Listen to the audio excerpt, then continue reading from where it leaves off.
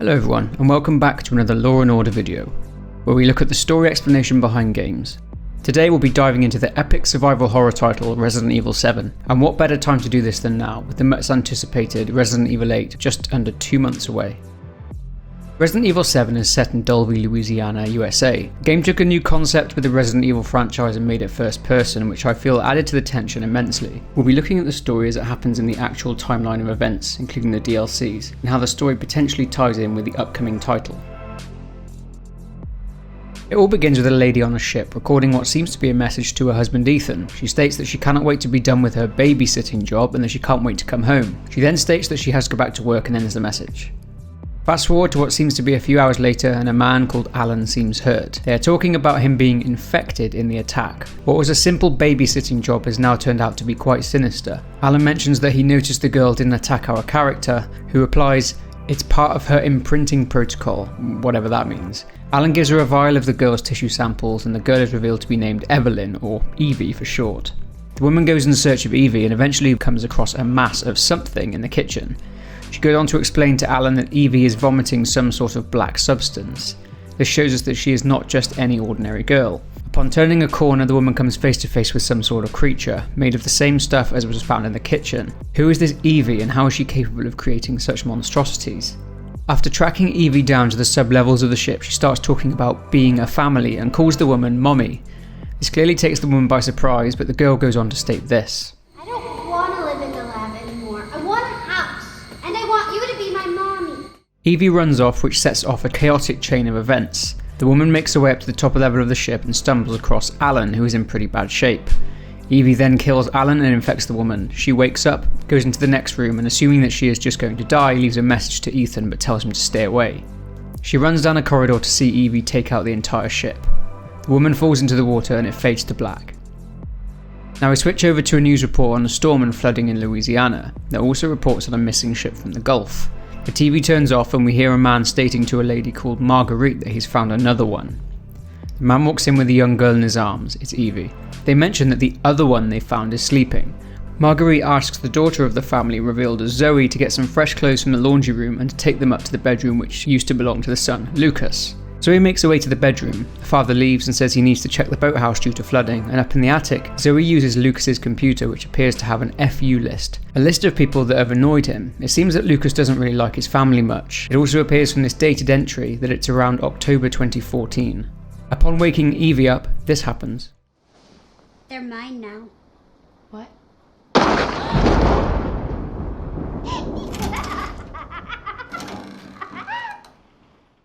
Now this is when stuff starts to get weird. Zoe hears a crash from downstairs and Lucas is lying on the floor, out cold, and she hears Marguerite muttering something from upstairs. After going up to the bathroom, Marguerite has completely changed and is talking about her gift. She turns around spewing bugs and creepy crawlies out of her mouth. At this point, the dad comes in and tells Zoe to get some rope to restrain Marguerite. We learn that the father is called Jack. Zoe grabs the rope, but when she returns to the bathroom, the dad seems to have turned as well, plunging a knife into his own chest, saying that they can't disappoint her. Zoe is forced to run and escape, eventually seeing the dad dragging Lucas into his old room to meet Evelyn and accept her gift. Zoe manages to make her way outside to a trailer where she finds the woman from before, who also leaves a note for the family saying to ignore the little girl if they find her, that she is dangerous, and that she was being transported as cargo on a ship, but that if she infects you, you can make a serum. Zoe turns around and is grabbed by Evie, who seemingly infects Zoe too. Zoe comes to, and everything seems normal. The family seem normal, like nothing happened. Zoe wonders if she dreamt it all, but then Evie appears. It wasn't a dream. Evie says, "Hello, sister." 9th of June 2017, nearly 3 years after that fateful night, enter Sewer Gators, a team of paranormal investigators, Peter Walken and Andre Stickland. After having some issues with a previous cameraman, they hire a new one, Clancy Javis. They decide to have a rehearsal run for the show at the Dolby Haunted House, mentioning that the house has been abandoned for 3 years, the family disappeared, and that foul play was suspected. Andre mentions that there are a lot of bad rumours about the son, Lucas, and that he's a bad seed apparently. While Pete and Clancy are in the kitchen, Andre disappears. After going down to investigate, Clancy finds Andre dead, killed by Jack, and gets captured along with Pete. They are in captivity, and a woman appears behind Pete and kills him while he's cutting Clancy free. After a failed escape attempt, Clancy is captured by Jack again and is forced to fight waves of monsters and survive until morning. With Pete and Andre dead, only Clancy remains, and he's now tied up in a bedroom and has to escape. He manages this, but only after a brief fight with Marguerite, stabbing her in the neck and running down a corridor underneath the bed. But Clancy gets captured by Lucas. He makes Clancy play a daring game of 21, also known as blackjack, against another captive called Hoffman, with the latter dying as Clancy wins. Lucas then throws Clancy into a puzzle escape room. He solves the puzzle, but the puzzle is rigged and Clancy gets killed in the process by being burned alive.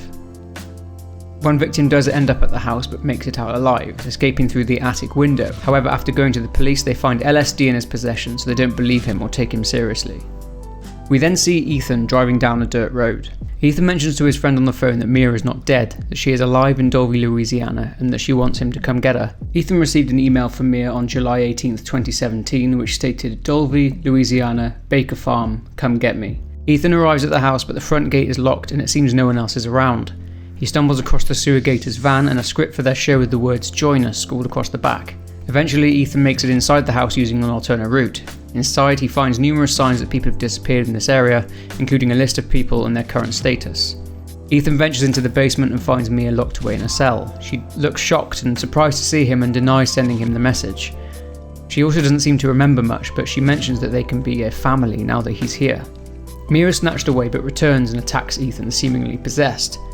Ethan manages to fight her off, burying an axe into her neck. Gruesome. Ethan then receives a strange phone call from a woman named Zoe, the daughter of the family, telling him that he shouldn't have gone there but he can get out via the attic. Before he gets there, Mia ambushes Ethan once more, sawing his hand off with a chainsaw. Mia walks off, leaving Ethan bleeding out, saying, "It's my job, must contain outbreak." Ethan finds a gun, and after one final fight with Mia, Ethan is captured by Jack, the father of the family, who says "welcome to the family" before knocking him out and dragging him and Mia back to the big house we saw at the start. Ethan comes to, and Zoe tells him he has work to do, and has stapled Ethan's hand back on and has fitted him with a genome codex which monitors his vitals. He passes out and then comes to again, and now he's sat at a dinner table with Jack, Marguerite, Lucas, and some creepy old woman who is side-eyeing Ethan the entire time. But there is no sign of Zoe anymore. The son, Lucas, is throwing food and a plate at Ethan, but Jack grabs Lucas's hand and cuts it off. Lucas says, "Oh no, old man, not again," which indicates that this isn't the first time this has happened. Jack is about to butcher Ethan with a knife when the phone rings and Lucas says, "I bet it's that cop again." Ethan manages to break free, and upon exploring the kitchen it's clear that this family are eating people. After avoiding Jack, Ethan makes his way to the laundry room where he speaks to Zoe again. She tells him that there may be a way out through the main hall. Shortly after this, Ethan meets the deputy who tells him they've had calls about missing persons. The deputy tells Ethan to get to the garage. He makes his way to the garage, but the deputy is killed by Jack in the most brutal way possible. Ethan defeats Jack, who gets up and shoots himself in the mouth, seemingly dying, but it actually turns out that Jack has regenerative abilities. Ethan finds out from the door in the main hall that he needs 3 dog's head reliefs, or keys if you like, to unlock it. Ethan finds a tape from Mia saying that she didn't mean to attack him and that she doesn't know what happened. She ends up getting captured by Marguerite. Ethan then has his first encounter with the same grotesque monsters from the ship. He makes his way down to the basement and battles his way through in search of the 3rd key. Ethan obtains the key after battling Jack once again and is able to make it outside and into a trailer. The very same trailer Zoe found Mia in a couple of years earlier. She phones him once again, stating that Ethan is the first she has ever seen make it this far, which indicates that she's tried to guide many people through this. She mentions that there is a serum, but they need 2 items to be able to craft it: a D-series head and a D-series arm. She mentions that her and Mia cannot leave the property until the infection is gone. Zoe mentions that Marguerite has hidden the items needed in the old house. Ethan speaks to Mia from the other side of a fence, but she is captured by Lucas. Ethan does battle with Marguerite and is able to get the D-series arm, but he needs to find the head. Zoe tells him to meet her in the trailer as she has the D-series head, but upon getting there, Lucas phones and he's captured both Mia and Zoe. He tells Ethan that he needs 2 keycards for the door in the yard if he wants the D-series head. Ethan finds a note in Lucas's old room which shows he is actually very smart but very disturbed. Lucas writes that he locked a bully called Oliver in the attic, leaving him there to die, and that he created a secret switch for the attic from one of his old inventor's trophies to prevent Zoe from getting up there. Ethan eventually finds both keycards but has to go through the puzzle room which killed Clancy the cameraman. After getting the code off of a very charred Clancy, Ethan beats the puzzle room and obtains the D-series head which Lucas left behind in a hurry. Ethan gets the serum needed, 2 doses, one for Zoe and one for Mia. But Ethan ends up doing battle with Jack and has to use one of the doses on him to finally kill him. After this, on the dock, Ethan has a choice, but obviously chooses Mia as he came there to save her. Zoe is now stuck there and can't leave, and Ethan and Mia sail away on a boat. After a while, they end up coming across a stranded ship in the bayou, the same ship that Mia was transporting Evie on. Mia and Ethan are attacked by the same black substance that is in the house. Whilst Ethan and Mia were travelling away from the Baker property, Evelyn calcified Zoe as a punishment for her helping Ethan and Mia escape.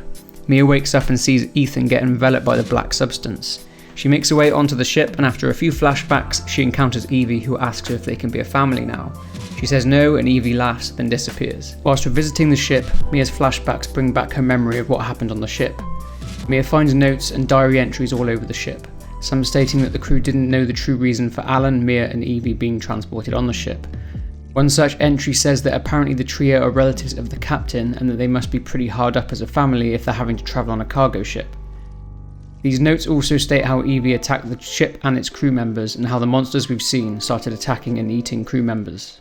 While this is all happening, Ethan has a dream in which Jack Baker is able to communicate with him via the black substance and tells him that he wasn't in control of himself and neither was Marguerite or Lucas, and pleads with Ethan to free him and his family. He also mentions that Evelyn controls your mind and makes you do things you wouldn't normally do.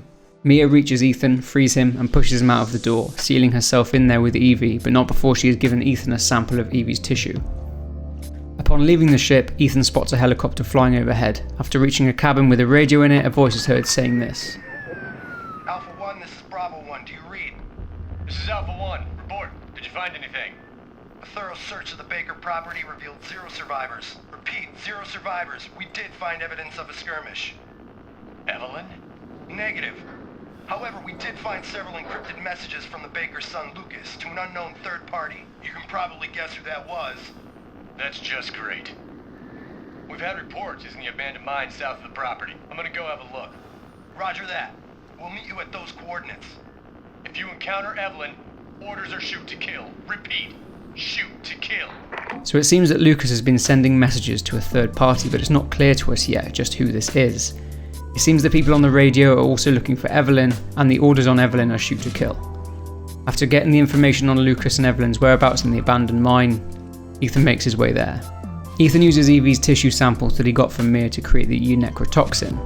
After fighting his way through the mines, Ethan starts to hallucinate and sees Evie, meaning that he too is infected. He ends up back at the house and finds an empty wheelchair and a photo with the words E001, and on the other side is the old lady from before. He confronts Evie, and after injecting her with the E-necrotoxin, she is revealed to be the old lady. Then she transforms into a grotesque mass, and Ethan does battle with her. A gun is eventually tossed to the ground by someone who tells Ethan to use it, as it's filled with ramrods, which are essentially anti-regeneration ammo used against bioweapons. Ethan defeats Evie and meets a man who introduces himself as Redfield. Ethan is then reunited with Mia on the helicopter and is flown out of there. But on the side of the helicopter are the words Umbrella Corporation. But the story doesn't end there. Redfield needs to continue with his initial mission, his initial reason for being there. But first, I do feel some context is needed, as there are a few questions which need answering before we go further. E001 is the codename used to describe the bioweapon called Evelyn.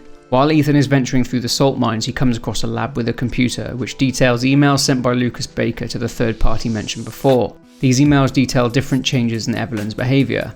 It appears that in January of 2015, around 5 months after Jack found Evie and Mia, the third party sent a serum to Lucas that prevented Evie from taking control of him. He also asks them if they programmed the whole family obsession thing into her, which explains why she thinks Mia is her mum.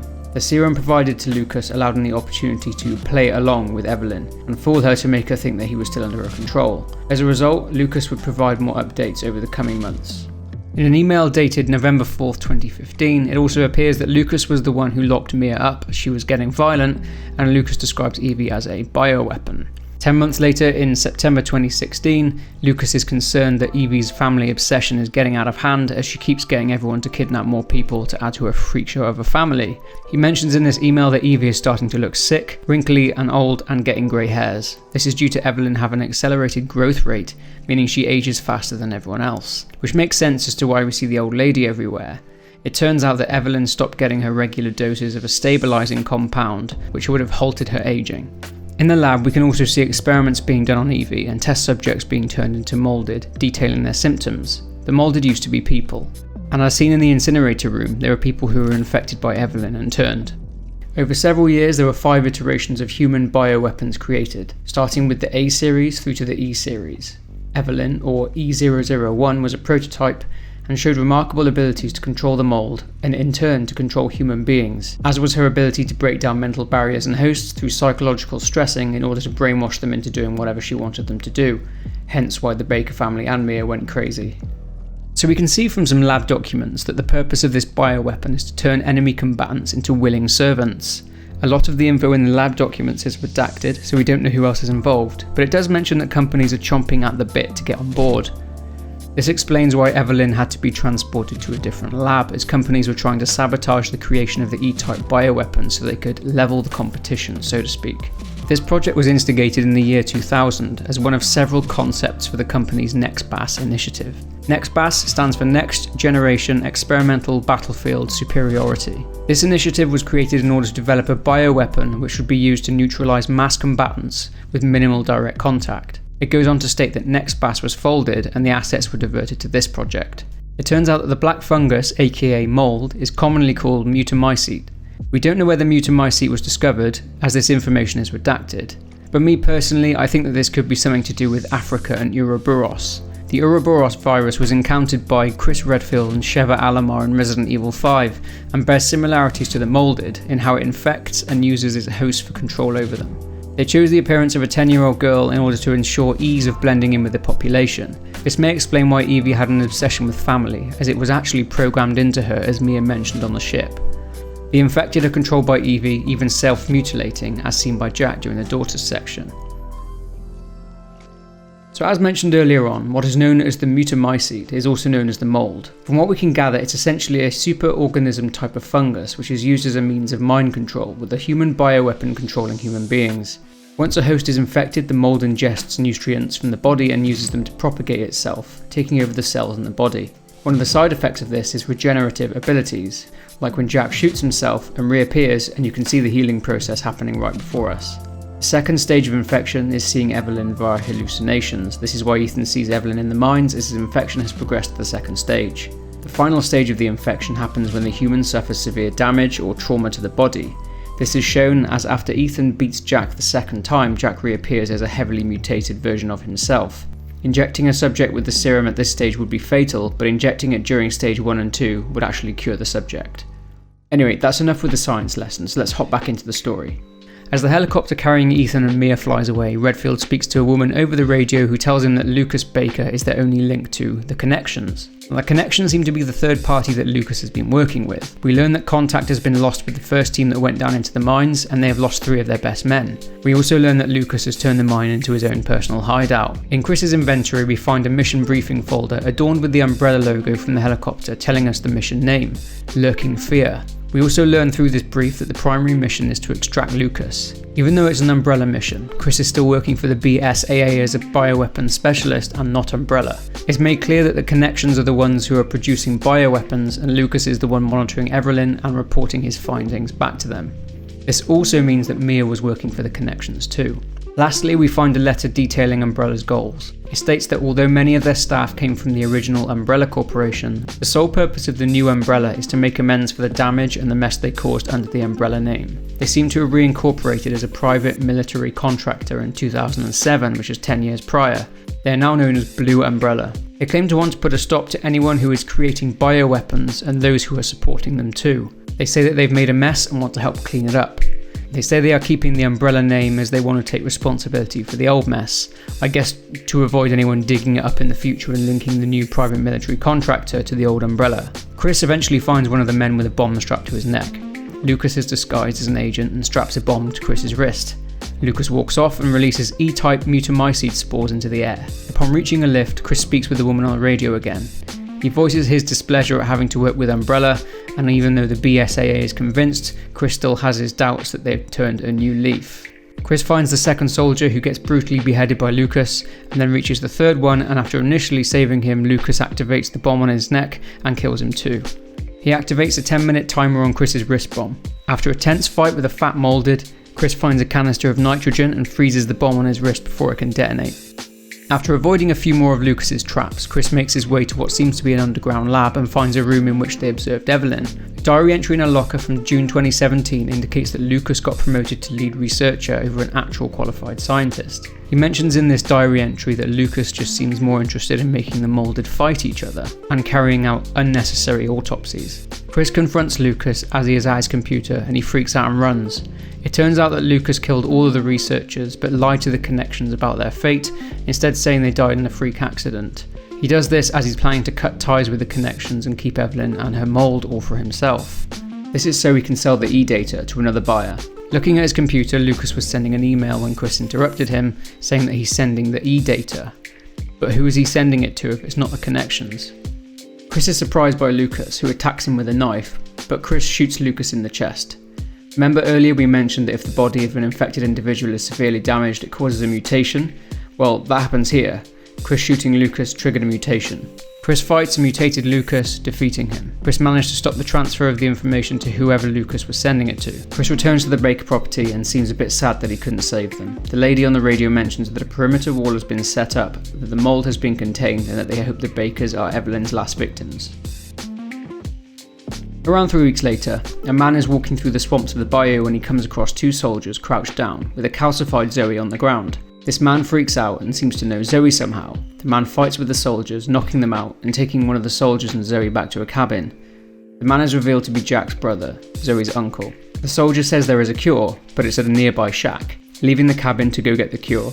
It's clear that this man is a hermit living in isolation. However, he's pretty handy with his fists. We see from a diary that his name is Joe. Joe reaches the cabin and gets the vial with the cure, but upon getting back his cabin is on fire. Joe gives the cure to Zoe, but it's only half a dose, and she needs a full dose to be cured, and the soldier tells Joe there's more at their base. The soldier then gets snatched from the cabin by what appears to be a huge swamp man who also tries to take Zoe. Joe prevents the swamp man from taking Zoe and takes her to safety at a nearby cabin. Joe finds the base, but there is a document there which says the equipment for making the cure has been moved to a boat. This is because the mould is spreading and they don't want to risk another mutation. On his way to the boat, Joe fights hand to hand with the swamp man, eventually defeating him. Upon reaching the boat, Joe manages to get the cure but again gets ambushed by the swamp man. After defeating the swamp man again by pulling his head clean off, Joe makes his way back to Zoe, but before he can administer the cure to her, yep, you guessed it, swamp man turns up and takes Zoe. Joe follows the swamp man and tracks him to an old church. The swamp man ambushes Joe, but Joe manages to see its face, and to his complete surprise, it's his brother Jack. Swamp Jack knocks Joe out and puts him into a coffin, throwing him into the swamp. Joe isn't easily defeated though and washes up on shore not far from the Baker mansion. Upon arriving there, on inspecting the tents, Joe finds a document explaining why and how Jack survived. It turns out that Jack's cells exhibit a resilience and a regenerative quality which was not found in Marguerite or Lucas Baker's cells, which explains why he's so damned hard to kill. It seems that Ethan killing Jack in the boathouse with his cells entering the water allowed Jack to become the swamp man. Venturing into the house, Joe has one last showdown with Jack and defeats him, and what remains of Jack's body calcifies. Joe administers the cure to Zoe and she wakes up surprised to see her uncle there. A squad of soldiers walk in with Chris. Later on, he puts Zoe onto the phone with Ethan, who said he kept his word and sent help. And this is where the story in Dolby, Louisiana ends. Whether or not they're able to stop the mold from spreading is a completely other story. Now, from what we've seen so far, from what's been released by Capcom regarding Resident Evil 8, we know that it takes place in Europe somewhere and it revolves around some kind of cult. There are new enemies such as werewolves, and it's heavily implied throughout the teasers and the trailers that Chris Redfield may have gone rogue. Now, it's not clear that Connections or Umbrella are involved, but if it involves Ethan, Mia and Chris, then you know it's going to have something to do with what happened in Resident Evil 7. All I know is that I'm really excited to find out more in May when Resident Evil 8 is released. But that's it for this one, guys. If you've enjoyed this video, please be sure to leave a like on the video, subscribe to the channel to support, and leave a comment down below on what you think will happen in Resident Evil 8. But for now, take care and I will see you in the next one.